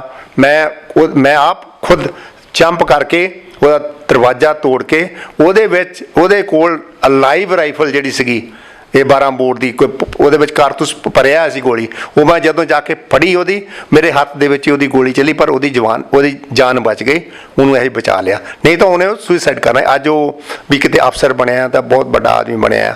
ਇਸ ਤਰ੍ਹਾਂ ਦੀ ਚੀਜ਼ ਹੈਗੀ ਆ, ਰਿਸਕ ਤਾਂ ਬੰਦੇ ਨੂੰ ਲੈਣਾ ਪੈਂਦਾ। ਦੂਸਰਾ ਮੈਂ ਐਗਜ਼ਾਮਪਲ ਸੈੱਟ ਕੀਤੀ ਕਿ ਜਦੋਂ ਮੈਂ ਪੈਰਾ ਜੰਪ ਨਹੀਂ ਸੀ ਕੀਤਾ, ਪਰ ਮੇਰੇ ਸਾਹਮਣੇ ਜਿਹੜੇ ਆ ਨਾ, ਜਦੋਂ ਜਿਹੜੇ ਜਵਾਨ ਆ, ਈਵਨ ਲੜਕੀਆਂ ਆ, ਉਹ ਪੈਰਾ ਜੰਪ ਉਹ ਨਹੀਂ ਕੀਤਾ ਸੀ, ਅਤੇ ਉਹ ਪੈਰਾਸ਼ੂਟ ਦੀ ਚਿੜੀ ਜਿਹੜੀ ਆ, ਉਹ ਚਿੜੀ ਜਿਹੜੀ ਆ ਨਾ ਇੱਥੇ ਹੁੰਦੀ ਪੈਰਾਸ਼ੂਟ ਦੀ ਲੱਗਦੀ, ਉਹ ਲਾਉਂਦੇ ਤੇ ਮੇਰੇ ਨਹੀਂ ਸੀ ਲੱਗਦੀ। ਮੈਨੂੰ ਬਹੁਤ ਫੀਲ ਹੁੰਦਾ ਸੀ ਕਿ ਮੈਂ ਇਹਨਾਂ ਸਾਹਮਣੇ ਖੜਾ, ਮੇਰੇ ਪੈਰਾਂ ਦੀ ਜਿਹੜੀ ਆ ਚਿੜੀ ਨਹੀਂ ਲੱਗਦੀ, ਪੈਰਾਸ਼ੂਟ ਮੈਂ ਨਹੀਂ ਲਾਉਂਦਾ। ਅਤੇ ਮੈਂ ਸਪੈਸ਼ਲ ਪਰਮਿਸ਼ਨ ਲੈ ਕੇ, ਮੇਰੀ ਉਸ ਟਾਈਮ ਏਜ ਸੀਗੀ 54। ਸਰ 54 ਦੇ ਵਿੱਚ ਤੁਸੀਂ ਪੈਰਾਸ਼ੂਟ ਜੰਪ ਕੀਤਾ ਸੀ ਸਰ, ਰੀਅਲੀ ਅਮੇਜ਼ਿੰਗ। ਸਰ ਪਹਿਲੇ ਤੁਸੀਂ ਇੱਕ ਇੰਨਾ ਅੱਛਾ ਉਹ ਵਾਕਿਆ ਦੱਸਿਆ ਕਿ ਇੱਕ ਬੰਦੇ ਦੀ ਜਾਨ ਬਚਾਈ।